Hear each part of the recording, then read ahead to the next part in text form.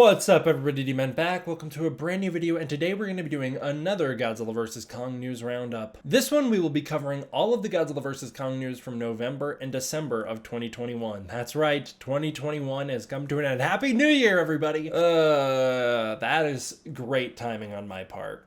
I don't care how irrelevant people think this is. That was good timing. I think it's funny.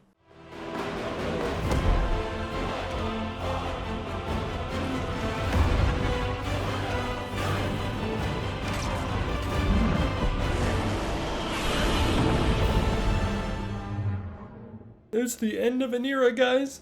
It all comes to an end. The Godzilla vs. Kong era is coming to an end starting next month, January, literally next month, January 2023, but also in the past, January 2022, the MonsterVerse entered its next phase officially with the announcement of, oh, well, I guess you guys already know, but we'll talk about it next video, next news and updates. Monarch, the Godzilla show. The MonsterVerse is entering a new era, which means the Godzilla vs. Kong era has just come to a close with this video. So to finish her off, let's start out by showing some mysterious art that Toho Kingdom dropped, labeling it as concept art. This picture depicts a soldier looking down into a cavern where you see an Anguirus who was presumably sleeping and awakened from his slumber. I'm not going to say exactly what this picture is until we get to the reveal of it because I think it's so cool. For those of you who kept up with this project, I'm sure you also think it's very exciting. But I don't know how much is public, so I'm going to mostly keep myself hush-hushed on this until we get there someday. I just think it's a really exciting piece. I think this is great art, and I think it has a lot of potential for a lot of projects. I would be excited to see a film or whatever you have it where this concept art plays out. Saw a lot of people thinking it was Singular Point concept art, and it isn't. Legendary understands what we all wanted, Legendary and Warner Bros., and so they released some official Titanus Doug merch. I really like the retro style of it, and I think this is very cute. I would love this shirt. So there you go. Some official Doug merch was produced by Legendary and Warner Bros. I believe mostly by Legendary.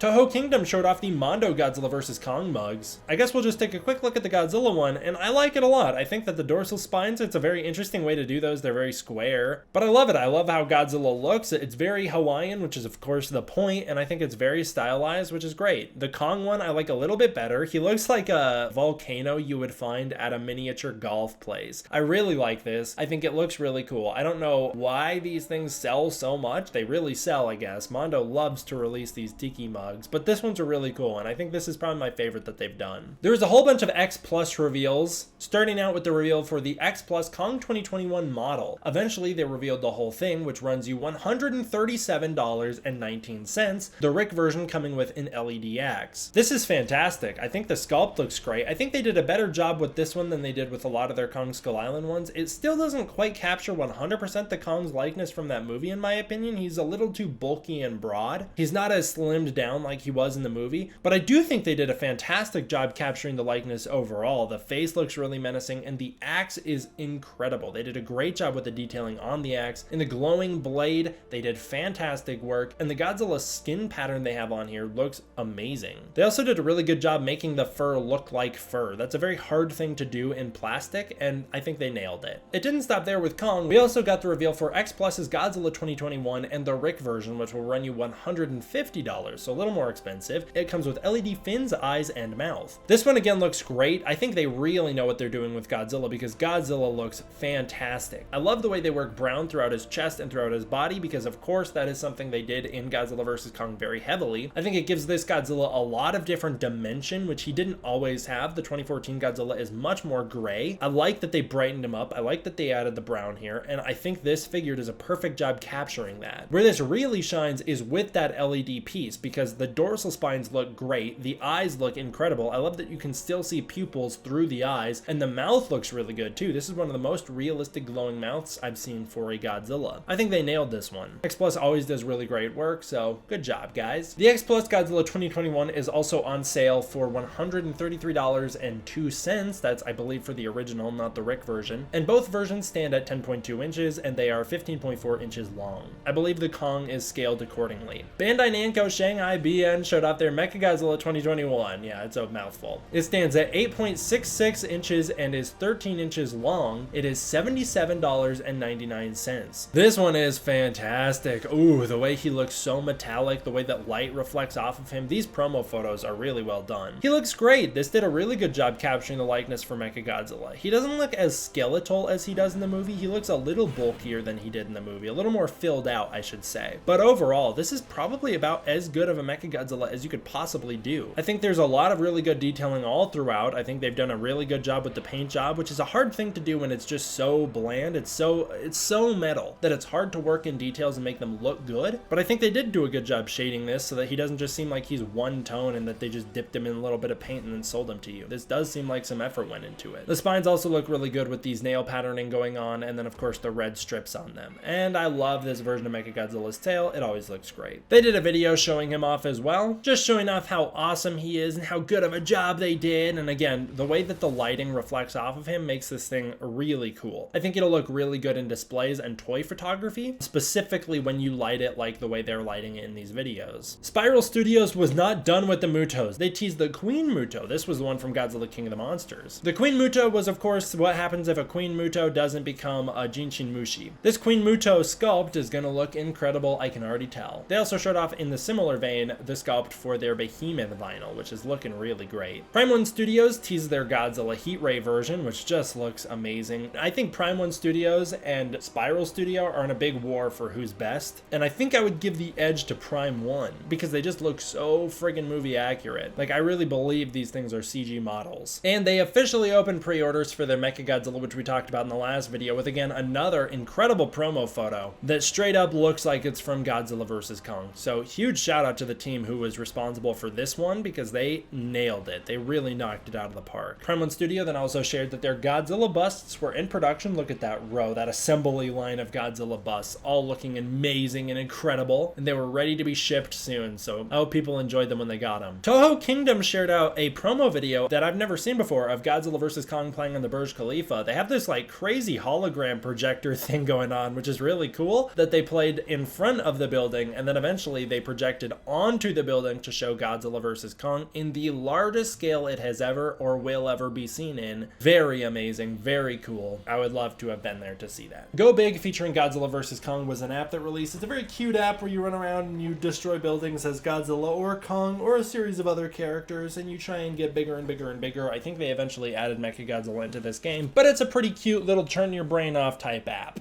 I highly recommend it. The Monsterverse had a sizzle reel that released, which is just so freaking cool. I don't know how people can watch something like this sizzle reel or watch the trailers for these movies and just not be instantly sold on them. They did a really great job mashing all of the movies together, making it look like they are one consistent, very spooky tone. I always love it when they do that. It just shows the grand scale of the Monsterverse and makes it look really epic and awesome, and I think this is a fantastic sizzle reel. It also celebrates the first arc of the Monsterverse. I hope that they do stuff like this moving forward, considering we have just entered Arc 2. Scanline released some more VFX stuff of Kong in the Chains. Starting out with that smooth CG model, they texture it, which is already the biggest improvement ever. Holy cow. And then they color him, and then they stick him into the scene. I wish they didn't add the motion blur as heavily. I mean, I get why you need it, but there is such heavy motion blur in Godzilla vs. Kong that it's often hard to find an image of the two that is clear in that movie where they're not a little blurry. Makes it really hard to get screenshots. And I also wish that we didn't have that aspect ratio thing going on, because if you look at Kong's model, you can see the top of his head, but when you look at it with the aspect ratio for the movie, it chops off the top of his head, which of course is like when you watch the IMAX version, you would be able to see the top of his head, but when you watch the normal version on the DVD, Blu-ray, or even normal in theaters, you chop off the top of his head. Why? Give me the option on the Blu-ray to switch back to the setting where I get to see the top of his head. Let me see the IMAX aspect ratio. Another one they did was Kong in the Chains as he's trying to escape, and you've got the cool render of Kong. I like the gray color palette because it really shows off the work they put into him. They color him up and then they stick him in the scene, and again, they've done such a phenomenal job with this sculpt and all of the integration and everything. It looks really great. They released one for Godzilla swimming, which is not as undone. We can see the water is already there and most of it's already there, but they show us the Godzilla texturing as it goes all the way up until he's finished. This is actually one of my favorite shots in the movie. I think it looks really great. It's one of my favorite shots of Godzilla in the movie. I love the way he moves in this scene. scene, and I love the way this whole shot plays out. And then either Scanline or Weta, I'm not quite sure who is responsible for this exact shot, but it's either Scanline or Weta, showed off another VFX progression of the Kong and the Warbat models. They get layered into the environment and then textured up, and then eventually it's all finished off with the final coloring and everything. And it's Kong versus the Warbats. Another great job done there. In fact, it was so great that Godzilla vs. Kong was nominated for Best Visual Effects at the Academy Awards. That's right, Godzilla vs. Kong was an Oscar nominee for Best Visual Effects. So big shout out to the team of Godzilla vs. Kong, all of the VFX departments, whether it be Scanline, Weta, or anybody else. Huge shout out to that team. They did such an amazing job. They really deserved the recognition. Godzilla Day, which was of course November 3rd, 2021. It's November 3rd every year, but November 3rd, 2021, Godzilla Day rolled around. There was a big celebration done. The Alamo Drafthouse did a Godzilla-thon featuring the first 4K release of Godzilla 1954. My friend Chris over at Toho Kingdom was there at the big premiere, I believe in LA, where he interviewed Chris Mowry, the creative manager at Toho, and Laura Cohen, who is the managing director licensing of Toho International. In this interview, both of them say that Godzilla isn't going anywhere anytime soon. Between the MonsterVerse comics and Toho's films, Godzilla is going to stick around for a while, and there will be Godzilla for everybody. Mowry also says the MonsterVerse has no need to end because it's still making money. And you know what? Everybody was in denial that they were not going to continue the MonsterVerse, and literally 2 months later they were proved wrong. I've been telling you guys for a long time that they were going to continue the MonsterVerse, so I'm very happy to be right about that because it just feels good to know that we're getting more Godzilla. And then finally, to end the Godzilla vs. Kong season, let's end it very festively. Legendary posted a King Kong and Godzilla Christmas celebration on Twitter featuring cute mock-ups of Kong and Godzilla in Santa hats. I think these are adorable. I think they make great profile pictures, and I love it. I love that it's like an album. It's like an old school Christmas album, kind of like Into the Spider-Verse style, but I love it. I love the album cover first of all, but I love the little jokes here, the fact that the album's called Let Them Fight, and then if you read the songs, they're very funny. Like I Saw Mother Longlegs Eating a Santa Claus, just weird stuff like that. There's no place like Hollow Earth for the holidays. Let them fight, let them fight, let them fight. Grandma Got Run Over by a Skullcrawler, or my personal favorite, Jungle Bell Rock. I think they're very cute. I think the pictures of Godzilla and Kong are great with the Santa hats. I love it. I love this whole thing. I think it's very fun that they did that. And with that, we're ending our December, so let's end theirs.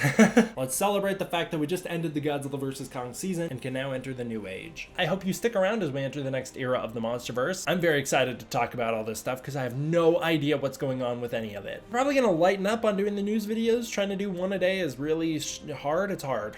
So I'll probably draw back a little bit in January, but I'm gonna try and stick around as much as I can until the semester really starts kicking my butt like normal. All right, I want to give a huge thank you to all my patrons over on Patreon for keeping the channel running. If you want to support the Patreon, you can use the link in the description below where you can get early access to content, access to the Discord community, and more. And thank you to each and every one of you who has supported the channel since I've come back. It really means a lot to me. See you guys next time for the next one. D-Man, out.